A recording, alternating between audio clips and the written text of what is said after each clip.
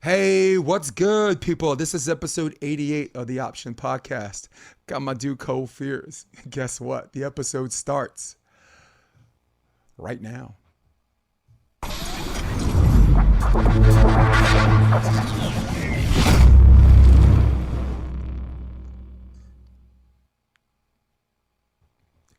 What's good, people? This is episode 88. This is the Option Podcast. I usually have a song that I sing to introduce my people, but this one, because it's this guy, I'm going to say, allow me to introduce myself. My name is Cole. Dun, dun, dun, dun, dun. Cole Fiers, what's up, man? Going on, Jason? Dude, I'm look. doing well. How are you? Oh, my God. Hey, long night, but no regrets. Got good genes, baby. You and Gray Faulkner out there killing it. Yes, dude, he is the single most sought after coach for indoor and the beach. Like, whoever has him now, like, I just joined LA Beach with Jason Olive and Dane Blanton, but I really think they got me to get Greg. They're like, if we get Jason, Greg will probably come with him. Right on. That's but big. Whoever his club coach is, they not letting him go for nothing. You know, he's the assistant at Northridge right now. You know, Cal Northridge, and cool, man. That's my dude. Look, we definitely going to talk about all of the people that helped me kind of get it in when I moved here, man. And all of you guys, and personality-wise, it's no surprise that many of you are like-minded. You know, I think you and Greg are personality-wise as far as being chill and being that's very true. Like how you treat everybody across the board. You know, is kind of the same. Hagen, you know, highly intense person, but really you get to know him, good person, right? Chris Flood, all about sharing the knowledge. Rob McLean, he's a little grouchy, but he's a nice dude too. Sure. So listen, before we got in the air, we were talking about how much I like having pretty people on my podcast. Dude, ladies and gentlemen, watching the video version of this, I got a pretty person on my podcast, and we were talking about who we talking about? Tina Gradina. You thought it was right. Christina, right? But who's also a smoke show, right? But Tina Gradina, when she came on the podcast, I had people message me and say, "Dude, I didn't hear a word she said." Hey, but it gets you more views, right? Yes. Actually, you know what? I'm gonna go live for a few minutes as a teaser. See if anyone has any questions. We'll go live for a few minutes while we're talking. Let's go. Bring them on. All right, so this is the episode where I don't interrupt people and I'll let you talk for a change, all right? I guess the real question is, and it's not a question to you, the real question is why volleyball? And it's probably not a question to you because I understand you come from a volleyball family, right? Sister was a 4-year starter at Pepperdine, mother played, father played. The floor is yours. Why volleyball, man? What the hell? What's up with this volleyball thing to an elite athlete? You chose this sport. Well, like you said, it was already in the blood of my family. So from the age of like 3, that's when I learned how to pass the volleyball. And then from then on, I was hooked. I mean, I watched my sisters play for like 8-10 years indoor, and I loved going to their tournaments. And I remember like some of my best memories are of my dad just like blasting balls at me in this like little hole in the gym, this little tiny corner. And, yeah, like any touches I could ever get, I was like, oh, I just want it. So it was the sport I loved most ever since I was a child, ever since like 4 years old. And I guess that's a little bit different than people who like can remember really falling in love with the sport. I just kind of knew I always loved it. And I always had this passion. And in 5th grade, we had to write this, it was called a 10-year letter to our future self. Okay. And I remember getting it, and on there was, I had one goal, and that was to be a professional beach volleyball player. And that was it. And so that was my goal since I was like 10 years old. And I knew when I finished college, I was like, that's the path I'm going to take. So, sugar, that was man. my passion for volleyball. How old were you again? I was 10 years old when I wrote that letter. Oh my God! Wow. But I learned how to play when I was about 4 from my dad. Oh my dude! So he was instrumental in my passion for volleyball because of his he has a very intense passion, especially for beach volleyball. But he learned when he was 22, so he got the love for the game late in his life. But he played with all the greats, Karch. Yeah, you got to play with Karch, right? Yeah. he played against all those guys. He was just like a little bit one generation outside of their time. And that's Pierce, yeah. right? Fiers? It's Fiers. He played at Pierce, right? Fiers though. Junior College. Yes. Okay. Yeah. And your father's Bill Fiers. Okay. Or William, yes. whatever. Okay. Yeah, I ain't gonna call him Billy Ray. I don't know him that well. What's yeah, up, Billy Ray? Call him William. I'll take them all. That's right. Cool, man. So, you did a lot cutting your teeth at Palos Verdes. You got a lot of and of course playing club ball at SCVC. You won gold twice. You're as the position of setter, right? Dude. Yeah, I set my whole career. Hey, if there's anything I can't stand, it's left-handed setters. It's just y'all just a pain in the ass. You can't stand them, but they're the greatest. I don't know. And I happen to be one. That's right. That's right. Yeah, I was an outside hitter and then changed later to a setter. I played outside hitter in Germany, and when I came back, 6. Right on. You're a little taller than me, but my wingspan's 6'8", so we kind of had a lot of fun. So. Wow. You as a setter, I wound up going to Stanford, right? You redshirted? Would you redshirt 1 year and you played a 1 year? Is that what you did? So we could go into I'm more than willing to talk about like my whole Stanford career. Do it. But that's more than just volleyball. Okay. Well, of course, Yeah. A student comes before the student athlete when you're at Stanford, right? I mean, for sure. Yeah. So you have that decision to make too, right? So you want to talk? Well, yeah. Want to talk about it a little bit? I'll give you the brief version. I really only played 2 preseasons at Stanford, and not even a full one the first year I was there. I remember coming into Stanford, I was already slowly starting to burn out of the sport. Like, it was a lot of pressure from like my 15th year through my 18th year of playing club volleyball. I felt this like really intense pressure to perform, and we were always ranked number 1. So we were always trying to keep this high level rank. And I think that just wore down on me over time. So when I finally got there, I was like, I don't know, I still like enjoy the game, but I don't have like that drive to play Division I volleyball. But that was just a piece of it. I don't want to use the word plagued, but I'm going to, by mental health problems through like my entire career at Stanford, and not just through volleyball, but academically as well. In like 2016, I was diagnosed bipolar. So that's like I would say I'm starting at the end of like the mental health experience. And then if you backtrack to when I started at Stanford in 2013, I was completely unaware of any mental health problems that I had. And in that first year, I was only at Stanford for about a month. So I arrived in late September, left before Halloween. So late November. So that was my first experience playing on Stanford men's volleyball team and attending Stanford. I just went into like a pretty heavy depression for like 3 weeks. I wouldn't leave my room. And so that was my first experience arriving at Stanford. And then I went home, and then I was home for like a full year. Still was playing volleyball here and there, and started to get like a better grasp on my mental health. Started seeing a therapist. Came back to Stanford the next year, 2014. Started playing on the team, and I was like, you know what? This really isn't for me anymore. Like, I don't feel like I even want to really set on this team or play. And I was like, the best place for me is just to focus on school. Like, I'm not going to pursue indoor volleyball. I really just want to focus on beach anyways.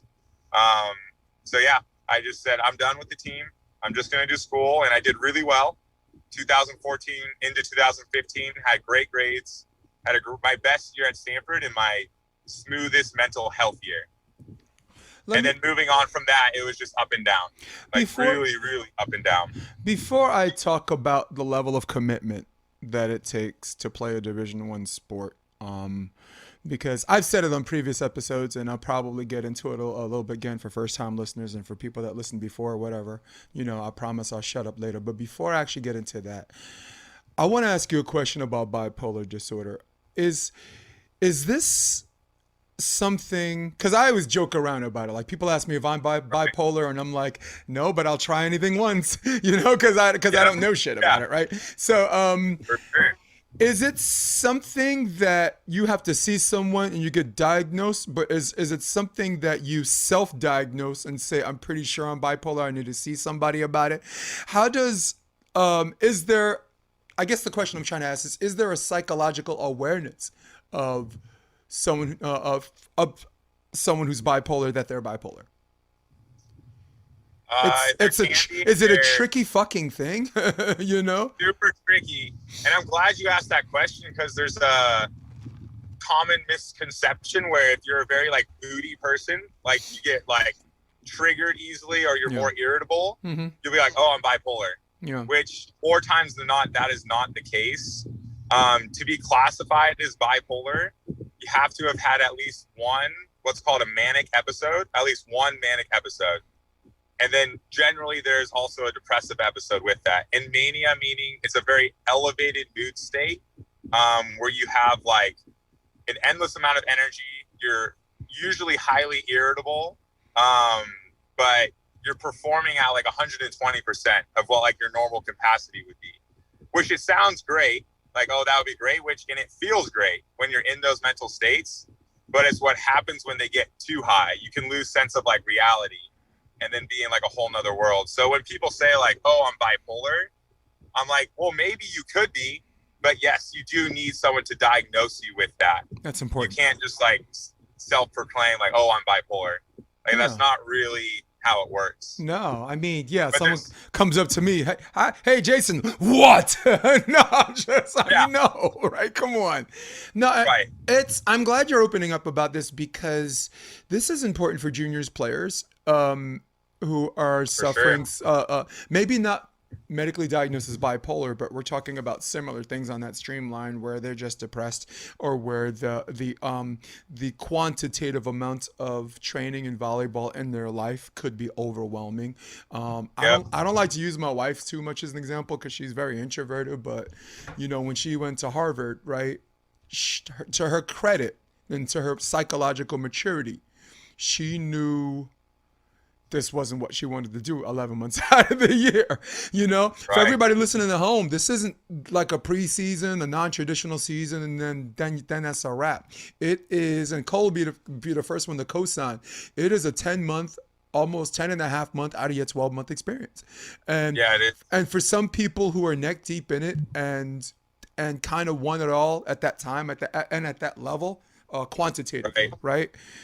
Sure, like if it's me, what? I get to do this. Yeah. I get to do this 12 months out of the year. I mean, look, I didn't experience that because I only played 1 year of college.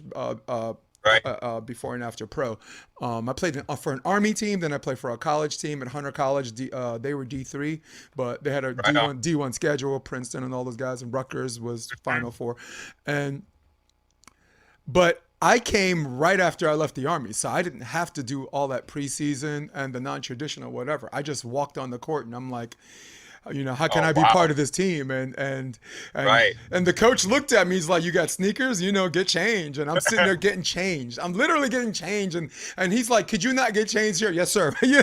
So Oh my. because when you see, listen, when we're infected by the volley virus, you're holding your Yeah. girlfriend's hand, you're walking towards the beach, and all of a sudden you start walking faster, and you realize you didn't even let go of your girlfriend's hand.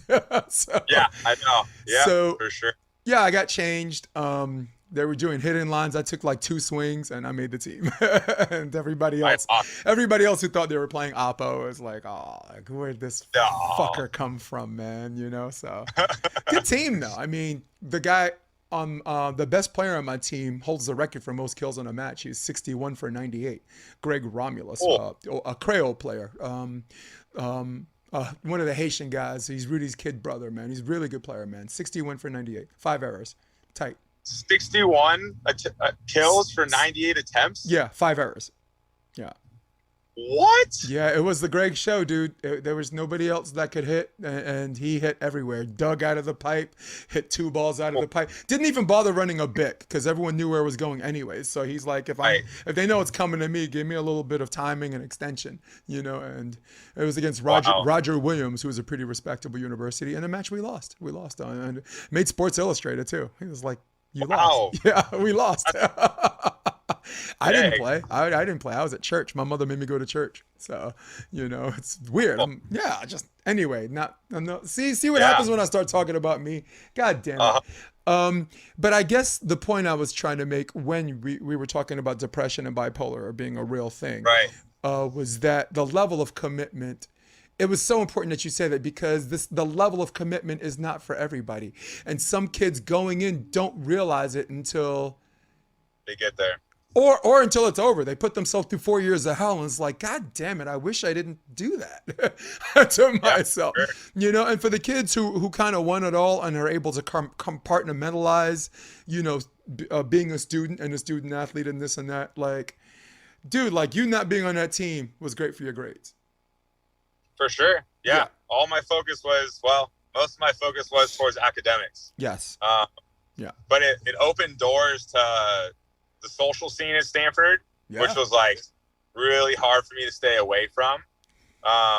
So that I definitely got caught up in that a little bit, but that's college. Yeah, it relieves so much pressure not playing volleyball.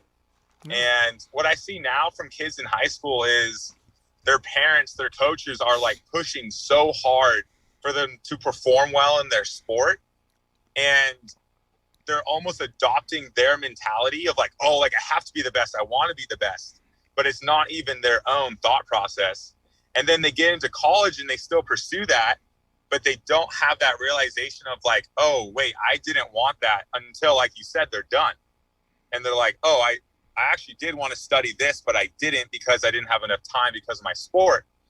And it's unhealthy. And it's becoming more common in more athletes. Yeah. Whether they're like first beginning the sport or like they're at the elite level.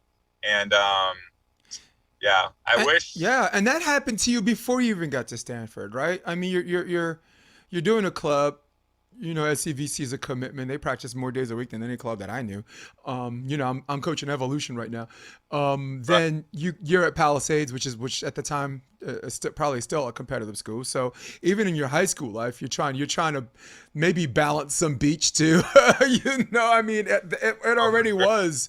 I mean, it's very easy to go into college already kind of like, damn, I'm just exhausted. Do you know what my ex told me? She said, if you want to get your college degree, you have to go to a school that doesn't have a team. So, and she's right. I dropped out. I went to Marymount, Manhattan. I auditioned for their theater program, got in, and kind of put volleyball on the shelf. Kind of, I mean, I did a bunch of shows. Yeah, but I mean, instead of head coaching in a team, I was assistant coaching. Like Baruch College. My brother's at Baruch. I assisted him. As soon as I graduated, I was head coach at City College. CCNY, City Tech, helped them build their program, John Jay. So I ended up coaching NCAA for like 12 years, seemed like it's such a weird feeling that I think you can co-sign that. It seems like such a waste of time, but at the same time, the people that you made friends with and the camaraderie, like if you didn't do that, you wouldn't have met those wonderful people either. So there's that too, right? I mean. Oh, I totally feel what you're saying. Yeah, even like the connections I made on the Stanford men's volleyball team, I made really great friends, like right from when I first started on the team. And then the next year when I was on it, even for just 2 months. Yeah. And I still loved the sport of volleyball. Mm-hmm. I just didn't love playing indoor volleyball anymore. So we still shared that passion, and those were my best friends, like still players on the team. Like, yeah, those are the guys I wanted to hang out with. And it worked. It wasn't like there's this weird, like, oh, you're not on the team anymore. You were on the team and you left. It was just, we were people. So it's not like being put in those situations or going to Stanford to play men's volleyball. Like that was completely erased. It wasn't just a negative experience, I guess is what I'm trying to say. No. I still built relationships that I carry through today. Yeah. The other setter, right? Stavertlik, Bob's kid. Yeah, Joe. Yeah, He, Joe's pretty good he, personality, pretty good player too, right? yeah. So the funny story there was when I came in, he was a year ahead of me. And so we had three setters. It was me, Joseph Ehrlich, and James Shaw. And James was, I believe, the same class as Joe. So Joe was sitting underneath James and was like, well, I'm never going to play really unless James gets hurt. And then I was sitting underneath both of them like, okay, well, at least they're a year ahead of me. So I'll get a year at some point or I'll play with them. But then Joe quit and then I left the team. So it left Stanford with James, and then James got hurt. No. So then it was like, oh, there's no setter on the team anymore. It was really the perfect storm. And Stanford struggled the next 2 years not having a setter. They didn't have I don't know if you heard of Kyle D'Agostino. He's playing on, I believe he's on the national team right now playing as libero, but he stepped in and set at 5'9", 5'10". Okay. So when he was setting out of the front row, it was just like every single set His went open over season, yeah. The Yeah. guy wasn't doing box jumping in the off season. No, he's doing sand dune digging. Oh yeah, that's right. That's right. So God bless. So good for you in a sense that you made what I call le decision to take your talents to the beach. You know, LeBron to Yeah. South Beach, yours to South Bay, right? That's right. At an early age, because there are a lot of players that we know that, man, they're indoor for so long. It's like by the time they get to the beach, it's like, did I get out too late? Did the wheels fall off? You know what I'm saying? Like when you met Yeah. me, I was 46. I was already Right. done. For me, I was just trying to hang out with people that would help me understand the intricacies of just like beach volleyball defense, indoor blocking versus beach blocking. I mean, I played beach, you know, in New York. They used me I was kind of an elite athlete, so they used me as a body to prepare for tournaments, and I used them to help prepare for indoor. Because I always played beach, and indoor I would come back indoor like the best blocker and the best digger, you know, and serve to space, you know, serve to space too. So, Oh, for sure. So, it was you, a pretty good group. It was you, Hagen Smith, Greg Faulkner, Chris Flood, Rob. McLean, and myself. Yeah. Just right. six guys that I nicknamed this group the CoOp because none of us were coaches, right? None of us were coaches, but I said, look, let's just, if someone has a drill, you bring it in, but you got to run the drill. That's right. And Faulkner was the one. Faulkner was the one that had the most fun on the drills. And me, I brought a lot of indoor blocking drills that I thought would make you guys better outdoor blockers. Like I call it the 4-point middle blocker drill. Like, first one's redirect, second one, nobody up. Third one, got to step back free, you know, then run a back set. And then the last one, joust, like be second, you know. So that was really, really cool. And I thought Chris Flood banged that out. But so I guess I'm trying to do this chronologically because it's you and Hagen Smith, right? You guys decided to partner up. And let's talk about the NVL at World Series of Volleyball. I love that tournament. I'm going to give you the floor because I want to set the stage. So World Series of Beach, they got the countries playing against each other like FIVB, but NVL is co-promoting like a domestic thing. And for everybody that thought the NVL was like the easier tournament, really needed to go take a look. Because the way you guys, I followed you guys all the way through the qualifier to the draw. Yeah. It was... You guys have a gas tank, man. You two had a gas tank, man. Oh yeah. How many? Okay, here's why I'm gonna give you the floor. How many teams that you beat because you were just in better shape and you outlasted them? It was humid as fuck. Every single team we played, it was outlast. And Hagen and I were attacking, like hitting hard. Yes. Like, every single ball. We weren't shooting. No, you guys were like the Dutch. They just hit everything. Yeah. And that day, like, I remember it was about 85 degrees. The sand was around like 95 to like 100. Yep. and you get that like dust, like that Long Beach that dust. Long Beach. So guys were wearing face masks. Yes. Because the dust was so strong. Yep. And this is 2017, ladies and gentlemen, but go ahead.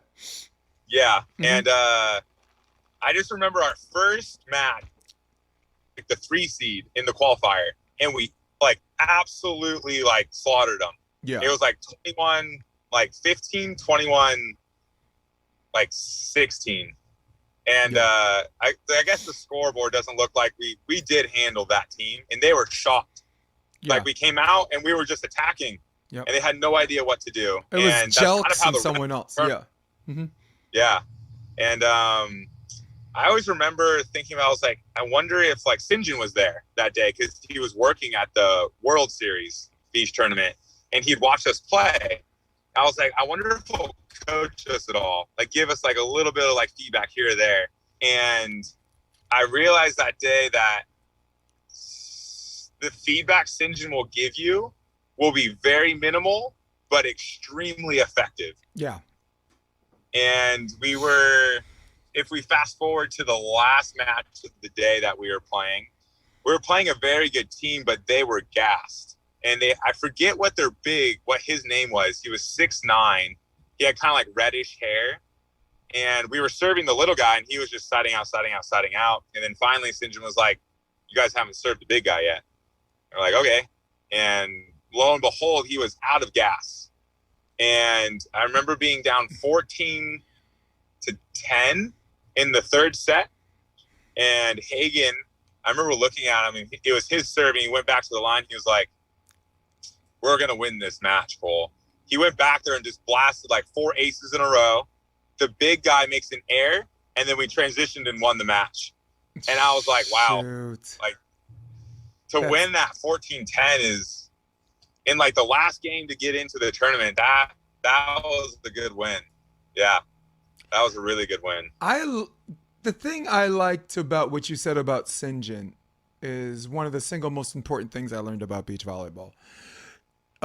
If you're coaching someone in a tournament, less is more. Less is more. Like, piling information in someone's head is a practice thing. It is maybe a 2 nights or 1 night before thing, but right. It's part of the reason why I like FIVB. There's no coaches on the box. Less is more. And there's nothing you're gonna say that can't wait till the match is over, unless it was something St. John said, like, you might want to serve the big dude. Yeah. So that's one of the most important things I learned from St. John. And for everybody listening at home, the reason why we even brought up St. John Smith, the volleyball legend, Hagen Smith, the guy that Cole played with, Hagen is St. John's son. So Hagen, 4-year player at UCLA. They ran a 6'2". He was a setter, and got it in a little bit as an outside hitter. Right, it was him and Micah Maha. That's right. Yep. Misery's a good player too. Misery's out in New York, Sachem High School, New York. So I knew about him, before UCLA. That was the best high school. And I was coaching high school, but we never got to play because they played in the fall. Their boys' season was in the fall, where like everybody else in the world was in the spring. So. Right. So, that's interesting. Huh. So you guys ended up finishing 9th, and which doesn't seem like everybody's like 9th. Good for you. What the hell? But it's like, dude, there's like 74 teams. Yeah, that was the first ever professional tournament we played in or tried to play in. Yeah. So that was the first time we ever qualified for either of us. Yep. Which was pretty exciting. And I remember that next day we were pretty gassed. Yeah. But yeah, that was the tournament. So that's a good story. So when you qualify for a professional tournament, you have to have matching shorts the next day. But we didn't leave Long Beach till like 9 p.m. So we were very limited of where we could go. So we went to Target and we found these cat shorts that had like little tiny cats printed all over them. And every tournament we played in from that one, we would wear those cat shorts. And I don't know, I just thought that was a fun experience that we had. And people loved them too. Oh my. Yeah. They'd always comment on our cat shorts. I Yeah. was well. The only reason I was there, I was covering it for I was working with Andor July for Right. volleyball 1-on-1, and Andor's like, okay, you got to get me interviews with the top players, and I'm like, all right, cool, so Yep. and pretty. I mean, God, look, it's 2021, and as far as being comfortable in my own skin, like in so many ways, I have arrived as far as what I need to know Right. about beach volleyball. I mean, a year with John Mayer at LMU, coaching Earl and Jake into the draw, doing analytics for Rafu, who eventually won the AVP. So I Yep. knew what I lacked in knowledge about the intricacies of beach, I made up just knowing how to win. I'm not saying I'm a really smart dude, but I'm an above average kid from Brooklyn, which is Right. pretty fucking good. Yeah. So, but so many embarrassing moments on the road too, and the reason why I'm even bringing this up, World Series of Beach, I was trying to get an interview with Mike Dodd, right? And then someone pointed him out, like Mike's over there, but they pointed out Mike Dodd, but there was a guy standing in front of him that was just as tall, in fact taller. He looked a little bit on the heavy side, and I haven't seen Mike Dodd since like 1993 when New York and Central, Right. they did a Madison Square Garden beach volleyball at the Garden. Yep. And I'm like, okay, he's got a little heavy, this and that. And the guy's name was Mike. So when I called him, so I'm doing this interview with Mike, who's Right. not Dodd, and everybody Wait. behind me is like, this fucking dude's a schmuck. He doesn't even know what. And to make matters worse, the real Mike Dodd is behind him. Oh. And he was gonna say something. He goes, just forget about it. So if I had to do like a 5 top embarrassing moments on my path to what I have become and continue to become, man, that's number one. I didn't know who Mike Dodd was. So I think it's what I'm trying to say. The whole point of this, to bring it back full circle, like it's okay to laugh at yourself. It's okay to come into a situation green when you bring other things to the table. You guys made the draw because you have a winner's mentality. Yeah. You used your power to set up your shot. And when some people, they jump for power and they use their shot to set up power. No, you guys went power right away. And I think, in fact, in many ways, you just stayed power. Like you said, you hit the whole tournament. He never shot. No. I think I hit like 3 shots that whole tournament. Yeah. And the option too, power. The option was power. Just clack, clack. So what was your first main draw? Was it with Hagen or was it with Andy? That was with Andy in San Francisco. We actually all qualified for the first time on the AVP. That was great. Divide and conquer, right? I saw it. Yep, that's right. Because Hagen qualified with Lucas. Yep. And then I qualified with Andy. And the cool story there was we mostly just trained with each other for like all the preseason up until like the first Huntington AVP. Okay. And I don't know, it was just fun to develop this like bond between 4 players, not just you and your partner, where our training sessions got really high level because like the focus and then how competitive we were with each other. It was some of the best training I got on the beach. Just to like recreate that is difficult to do. And yeah, wow, when we all qualified, that was really fun. Because it was so cool because Yoder was part of that class of you guys, when you guys are all in college at the same time, whether you played or not. Cole was with y'all. You're Cole, sorry. Yoder was with you guys. Like Smith was with you guys. Benesh, I think, was after, a little bit after or same time. He was the same year. We were all the same Was year. he USC? He went to SC, yeah. So it's SC, UCLA, Stanford. So Lucas played with Andy. They were together at SC. Yeah. That's so cool. USC, UCLA, and Stanford. And just like NVL, like World Series of Beach, you had to beat you guys beat the 1. You beat Budinger, I think. You had to beat the 1 first round, or you had to do a play-in game, and then you had to beat the 1. So you're talking about the AVP San Francisco? San Francisco. You had a play-in game, and then second round you had to play the 1. We drew Billy Allen and Ryan Dorf. That was that's for the draw. No, I'm talking about the qualifier. Oh, the qualifier. You had to out the 1. It was crazy, dude. Yes, that was Kyle Friend and Miles. And Miles, Michael Tatia. that was our first match.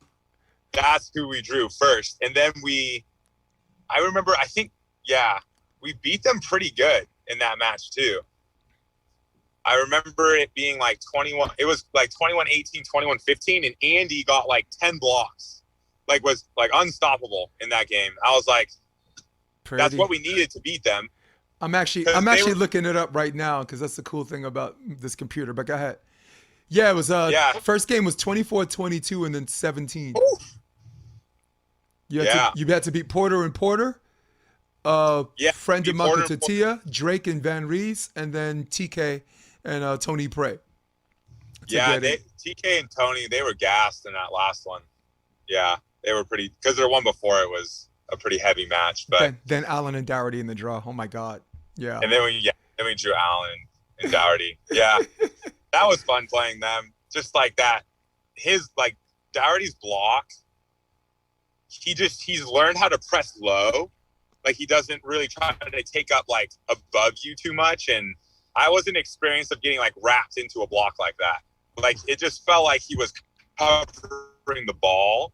And that's just adjusting to that level of play. Like once you get out of that qualifier, you hit that next tier that if you're not getting the training with those guys, you're having to adjust on the fly. Like that first match you play against them, it's like, okay, is your game gonna rise up to that level or at the level you're playing at? Well, I don't think I did personally in that match against them. Right. I think Andy was finding the groove as the match went on. And but it was exciting just to be there, just to play those teams. No doubt. Yeah. That was great. Actually, I had a series of volleyball questions in that regard. We definitely want to talk about CPA before you leave, okay?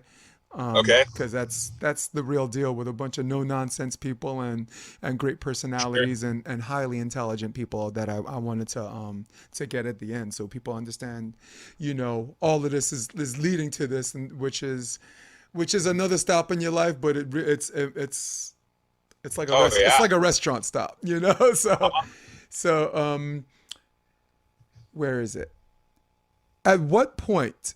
I wanted to go back. At what point, like in your childhood or club or high school, was there a particular match or was there a particular tournament that you left the tournament saying, I think I could do this for a living? Actually, yeah, there's one that comes to mind immediately. It was 16 and under AAU beach volleyball tournament in Hermosa. So I had all the best kids in our age group playing. And I was still, maybe it was 15 and under, because I was still like around like 5'9", like 5'10" maybe. So shorter player playing on the 8-foot net, but I had just gotten the ability to attack effectively, like down over the net, over the 8-foot net.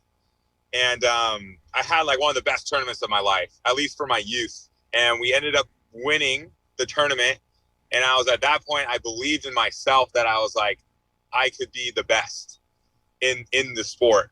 Or I believed that I was the best for my age division at that time, because that was the toughest tournament you could play in Southern California. Yeah, the AAUs. And it was a really big turning point in my confidence of, I am good enough to compete at the highest levels and succeed. And definitely I felt like an extreme upward trend in my volleyball career at that time, both indoor and beach. Yeah, that was a good year, man. Well, it's a critical year because 15 and 16, right, is the first time you're playing on an 8-foot net, right? I think 14. 14 is, I think, the jump. Yeah, right. Once you go to 15 and under, that'll be the first time you play in the 8-foot net. Yeah, like right now I'm coaching Correct. 17s, and I got two 15s playing on my 17s. So this year my team's a little bit weak, but honestly, like, oh my God, I get to do some real work, like when Duncan Avery told me, Duncan Avery's like, hey, I got bad news. Like your team's not as strong as they were the last couple of years. And I'm like, what's the bad news? Right. What was the bad news again? I get to do some real work because I had one team that I could make great. That was my first year. They ended up being fifth in the Right. country. We took down Cincy Attack in Ohio. Uh-huh. And then the next year, really just had to play glorified babysitter and make sure they didn't beat themselves.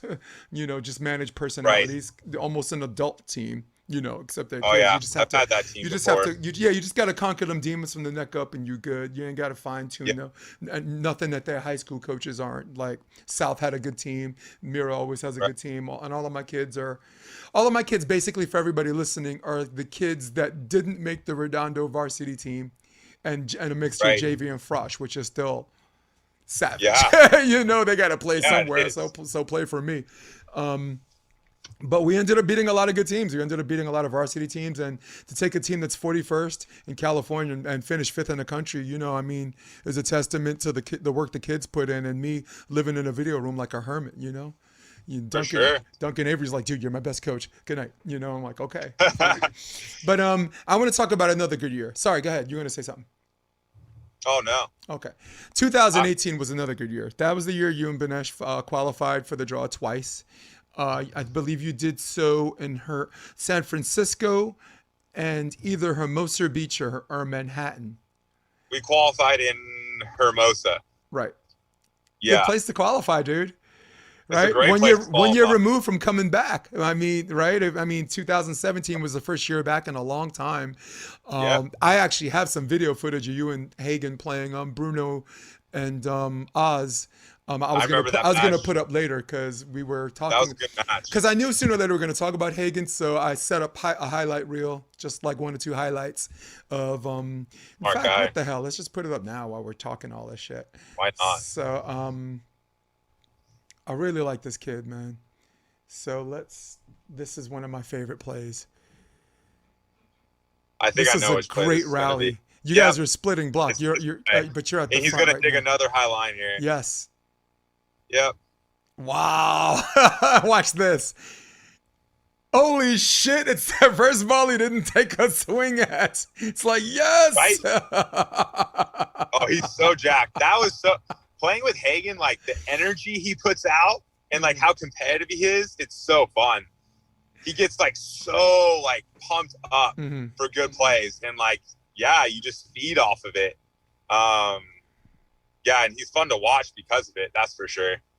Yeah. And yeah, we had a really good connection, Hagen and I. We played really well together. I just think it's so weird because you watch some people play. I'll give you John Mayer as an example. This guy, this skinny dude, uses the least amount of energy for our maximum results in every tournament, and it looks like he's not even. You didn't even poke a needle in his gas tank. And then I watched you and Hagen play, and it looks like every single play was 110% balls out, and I'm like, nobody's gonna make it through a whole tournament like that. And then at the end of the tournament, y'all are still there. So Yeah. I called you guys the gas tank team, man. It was just the level of energy. And that, by the way, that play I just showed you, they had match point on the freeze. I think it was 2017, and you had to get Right. 3. You were in that You freeze had to for a get 3 while. just to tie that up, 20 up. So Yeah. against a good team, Oz and Bruno ended up making the draw that year. And then Right. and then Bruno had Right. blisters. You want to remember we were talking about the sand? Man, he had Yes. blisters. His feet starting to look like roast beef, man. It was crazy. Yeah, Gnarly. yeah, it's just. I mean, Oz's feet survived that because he's been practicing. He lives in Hermosa. Right. Also, he's from Cuba, so they play barefoot on the concrete if you let them. So, so I was gonna get into different kinds of partners. So, your best condition partner, who was it? My best condition, Partner, yeah. like cardio wise, conditioning. I guess the whole package. Oh, you want to know my best partner the way around? The partner that you played with, that was the best condition when you played on the beach, or playing only for beach. That would be Andy, for sure. Andy? Like Andy was the best partner that I had, the strongest partner that I had. Yes. No, best conditioned. Oh, like physical condition? Yeah. Oof. Well, Would you say it was probably between between Hagen and Andy, right? No, it's between Hagen and Eric. If you're talking about conditioning. Oh, Beranek. Okay. Yeah, yeah. I didn't play with Eric long enough to really like feel out where his conditioning was. I would say Hagen for Okay. sure. Yeah. But you're talking about like physical condition. Yeah. Correct? Yep. Yeah. Okay. Yes, it would be Hagen. Actually, I got an idea. But best overall partner would be Andy. Yeah. Yes. Who is the most laid back partner you played with on the tour? And or on the tour on a CBVA, let's say CBVA, let's say travel to Texas, let's say AVP. Who's the most laid back partner? Oh, I would say me. But I would say Christian Honer was super laid back. Like unless you like really got under his skin, he would get like angry. But overall, he would have to be the most like positive energy and like cool and collected throughout. Right. Cool. Which partner did you play was the most wound tight? Wound tight. Oof. They're probably not going to like this one. It would have to be someone that I was trying to like console. I didn't really choose a lot of partners that were wound tight. You know, the one that comes to mind is Jorge. Martinez? Yeah, Jorge Martinez. Okay. I remember he could get but that was just his banter. Like he loved banter, but it would also work against him sometimes, where it would be, he would get so caught up into it mentally, he would break down a little bit, I think. But yeah, I didn't have a lot of partners that I felt like they were super wound tight. I would choose partners that I liked and that like I got along with well. So generally they were not really like wound up. I mean, if you can think of anyone I played with that might be like that, by all means. But no, it's a good question because on the beach you get to choose your partner. You know. Yeah. You get to choose your partner. Like, and sixes, sometimes there's always going to be one, right? There's always going to be some diva outside hitter who needs a perfect set for a mediocre swing. Or there's always going to be like a libero who insists on taking half the court, but he's not that good a serve receiver, right? But doubles, man. Oh my God. So, hey, for the people watching the video version, apologies, because of COVID, I've been teching my own show. Like the person, Miranda, who's Rob's girlfriend, she's my sound engineer. She's the one that learned how to become a sound engineer, and she's been teching my show and coming up with the highlights. And like any article we talk about, she pulls up the articles. So for me to kind of like do all this by myself, I've been doing it, but it holds on by a thread. So for everybody watching the video version, thanks. We get to see this guy's handsome face in and out, but we get to see it. I like it. So you played with Eric in Chicago. Yes, correct. I did. Is he the guy you had the most fun playing with, or is Eric is Andy just as fun? See, I have a very as far as like having a good time on the court. Okay. I had the best time with Hagen actually on the court. Okay. And then Eric was like the best communicator I played with. He had a game plan for every point, and it just felt like he created this sense of confidence between us that was like, we're going to have our game plan, we're going to execute our game plan, and we're going to win. And that's how the whole day went through the qualifier. I was never felt like really anxious while I was playing.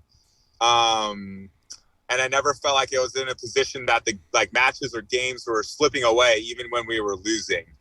The qualifier, it went very smoothly. We were never in a situation where we were down like a match point. I always felt in control playing with Eric through the qualifier. The main draw that's a good story, but it's a whole nother animal. Of course. Well, he's been a hitman for hire like that entire time, right? I think he qualified for the draw 7 times with 8 different partners, you know? So he's been the hitman for hire, you know? And oh, yeah. Yeah, I'm glad you said that because I've said this before on previous episodes. I'm more of a fan of the sport than I am of particular players. I'm a purist like that. You know, Right. very much like mixed martial arts. I'm a big mixed martial arts fan, and sometimes I don't pick a winner. You know, I mean, sometimes I pick a winner, but the winner's me because I get to watch it. But Right. with that being said, I'm a fan of Eric. He's an individual player that I fucking follow, and Yeah. because he wears his heart on his sleeve and he takes the fans on the journey with him. You know, he leaves Yes. himself vulnerable like that Yes, because he does. he's so locked in. He's all about that action. You know, Yeah. that you get to take the journey with him. And watching him and Bill That was a cool journey. from the qualifier, right, all the way to the Uh-huh. Manhattan Beach semifinals. Yeah. You cheer for the guy. I You cheer for can't the not guy. love that story. Yeah, I cheer for the guy. I mean, he's on a select list of male players that I actually follow. You know, Trevor I Okay. follow. I think Trevor, the guy, just watching him take his journey, back row, you know, defender, front row blocker, mix and match, played with Reed, you know, when Manhattan Beach with Reed Pretty, played with his brother, played with this guy, played with John Mayer, and just watch him have Sean Rosenthal-like success. You know, he's every time there's a For sure. finals or he's there with no Yep. matter who, you know. So he's one of the other male players I follow. For women, I love me some Chrissy Jones, man. She came in as a 47 seed in Hermosa and made the That's right. main draw semifinals. So Yeah. big fan of her. I like Kelly Kalinsky and everybody else that's not American. The international scene. This podcast is too long. I mean, not long enough for that. It's because I'm a fan. Right. I follow Lupo. I follow Ludwig, Laura Ludwig. I follow the Aussies, both Aussies now. I'm a big fan of them now. So I mean, I Right. mean, it's weird because as a coach, you always feel like you got work to do, you know, or like, True. you know, did he plant his foot, or if this dude's a goofy foot, is he gonna use Yeah. both feet to jump and turn his shoulder like Lion King or Phil? Right. Phil's a goofy foot. Yep. So it's just I feel like I can't shut the fuck up. You know, I'm like, so I haven't there's certain people or in our psyche that doesn't allow us to just sit back and be a fan and watch a good match. You're always No. analyzing, you know? Yep. That's Yeah. so true. Yeah. Yeah. I totally agree with you there. Mhm. Just to touch back on Eric, I never got a chance to tell him this because I don't see him that often. Well, But he watches this, so he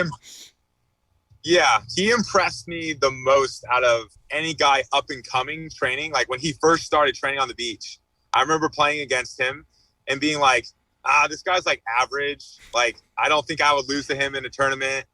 And, but he would constantly be like, I'm going to make it. Like, I'm committed. I'm doing this. I'm like, okay, like, I believe you. Like, let's see it. Like, let's see what you can do.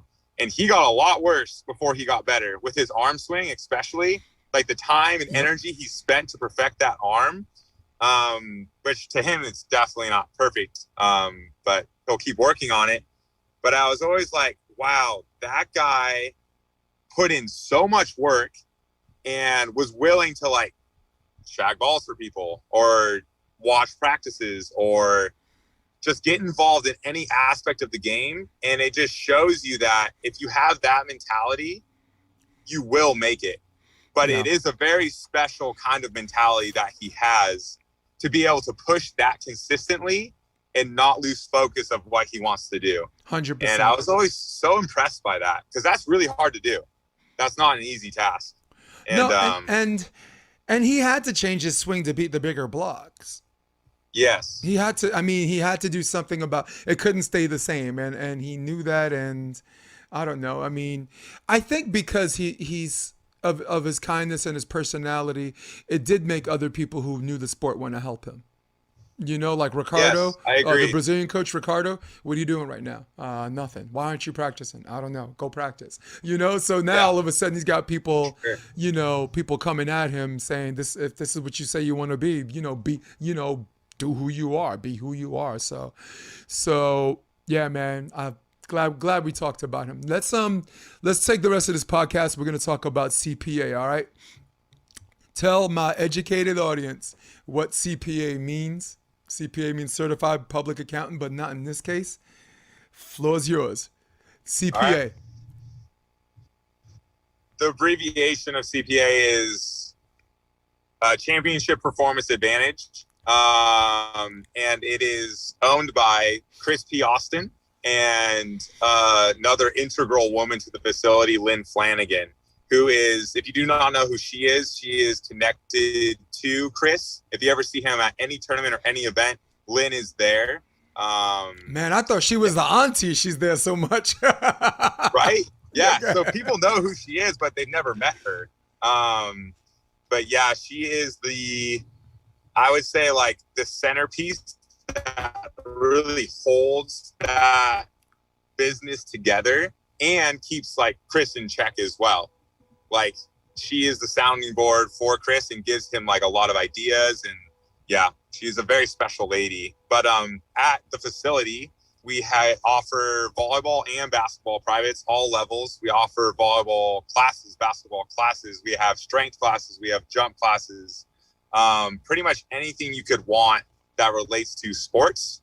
And we have what I think is the most special part of the facility is the mentality and IQ aspect. So you can book mentality sessions with any one of our trainers, and we will essentially, we want it to be led by the athlete, or it doesn't have to be athletes either. It can be people who are looking for personal development in their life or business. And we're there to give them different perspective and just to be someone that will listen to what they have to say. Because I realize people don't have a lot of people that want to listen to, especially like personal aspects of their lives. And it's just a really special way to like connect with athletes and then show them a different side of the sport and like learn why they love the sport. Like if you don't know why you're doing something, like why are you doing it? I mean, you have to like really press and like dig. And especially with like younger kids, like they sign up for the sport because they think it's fun. But then when they start playing it for a while, like, oh, do you see yourself taking this anywhere?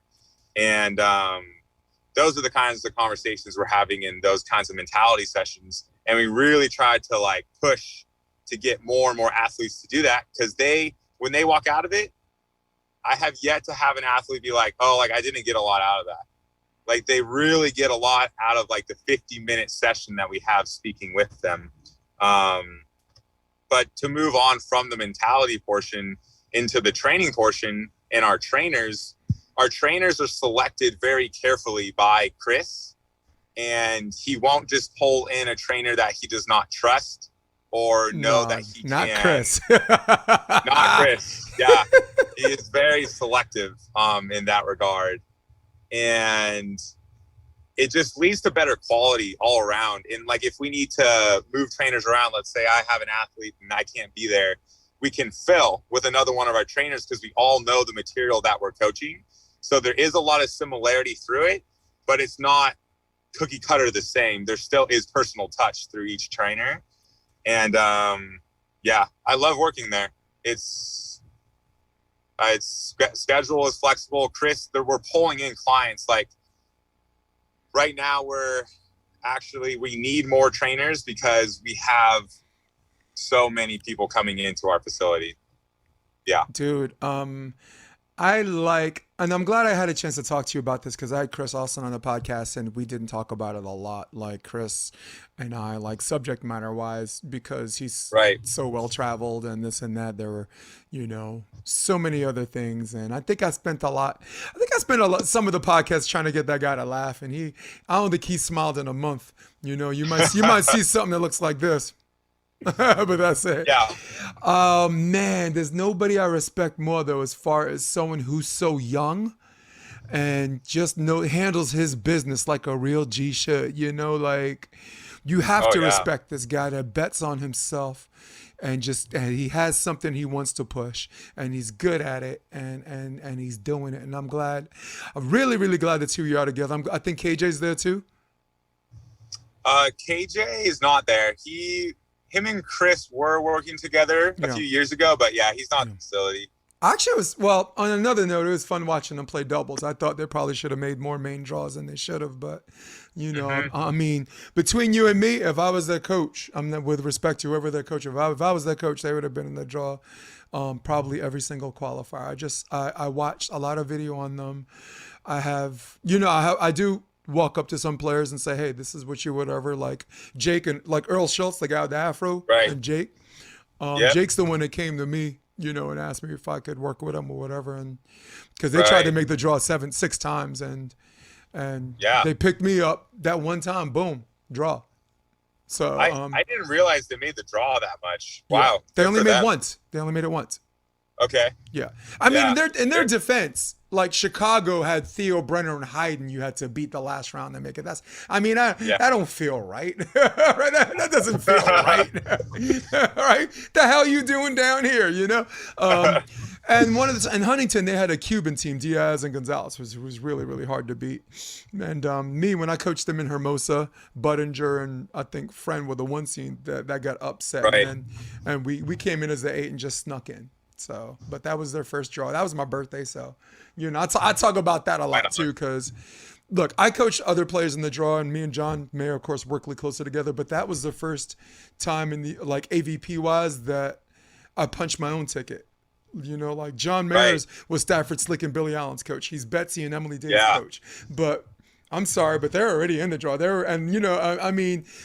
respect to Rich Lamborn, right? Jake and Taylor were already fucking AVP champs and winners before he even sniffed the sand. So to me, there was something really redeeming about being in the tent and you punched your own ticket. No one could say shit. I'm just a kid from Brooklyn, but hey, I'm doing my thing. But a lot of it had to do with guys like, Greg is still my brother from another mother. Jeff Samuels, we coached together at Endless Summer. He's another one. Rob McLean, another brother from another mother. Hagen, Hagen who only had 24 hours in a day to do shit, made time to chill, talk to me and this and that. So whoever's his partner is, I wish them well. So Chris Flood, still neck deep in. And these are the guys I'm plugging in, as we close out this podcast. But me and you eventually got to do this thing again, because there's so many things that we touched on outside of volleyball, which seem like they're not connected to the sport, but they so much are, like just bipolar and this and that. Like when I talk to you from the last year all the way up to this point, you always strike me as someone who's comfortable in their own skin, but it's at the same time it looked like it took a journey for you to get there. Like the first thing I was gonna ask you out the box, are you comfortable in your own skin? And they'd be like, what do you mean? And I'm like, shit, we just got started. We just got started. I'm not gonna ask this. I shouldn't ask this question first. I'm a dick. So no, but you strike me as someone who's comfortable in their own skin, but something tells me that the journey for you to get there was a little bit more significant than others. Do I look comfortable in my own skin? Yeah. Oh yeah. Hell yeah. I mean, everyone. I'm not gonna say it the Brooklyn way. Like everybody could go kick rocks. I'm not a hater like that anymore. I'm a California guy now. So, but you have to appreciate. Like I'm 50.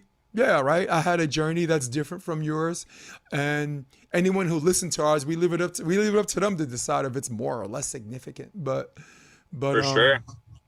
But you look like you're in a really good place in your life. And I'm really, really glad you conquered some of these demons that I never knew about. And I want to professionally and personally thank you for just leaving yourself vulnerable, because I speak for my audience. We need you. For sure. Thank you, Jason. We need you. So any place you want to plug CPA, like the site, the website, or this or that, before we get out of here? We got to do this again, Cole. Maybe a few months down the line, come in studio, with Sean Ladig. We'll watch the fights together or something, Yeah. Watch have like a UFC watch party or something, some Chinese. But go ahead, plug in CPA or Cole. No, yourself. Yeah, to get involved with CPA, all you have to do is go to cpafacility.com, and then everything will pop up onto that page. You can book a stay, you can book mentality, volleyball lessons, basketball lessons, strength classes, jump classes. Actually, Earl runs our strength classes in the facility. Okay. And Yeah. Yeah. That's all I would want to plug. Okay. Yeah. Wendy Jones I could too. plug Wendy Jones. Yeah. So she was an owner at the facility, but she wanted to focus on her, I think it's the Optimist Journal. Yes. Is where she focuses most her of her blogs, attention. Yeah. Dude, they write like a novel, man. Right. And she interviewed me, and we went 2 hours and 15 minutes. We're gonna shrink it, but for everybody interested in, you know, my story that shaped the idiot or smart person or person you like, I hate, anyone that wants to understand me a little bit better, we got deep. And I mean, when I say deep, I mean prison ministries, homelessness, military service, just all of these things that lead to where I am right now. But I guess, dude, I guess that's it. I gotta let a handsome guy go. Right on, Jason. So what's your Instagram handle before we go? It's Cole_Fiers. Cole_Fiers. Got you. Yep. All right. So Cole may love you, but I don't love you guys. In fact, I can't stand you. All right. So for all of you at home, for all of you on your iPad, for all of you on your iPhone, for all of you on your desktop who runs the world, old school. For my man Cole Fiers, I'm Jason DeBiz. This is episode 88 of the Option Podcast, and we're out. Come check out the Option Podcast on optionvb.com. It's also available on iTunes and Spotify and on YouTube under the NY Varsity Sports handle. You're going to love what you hear.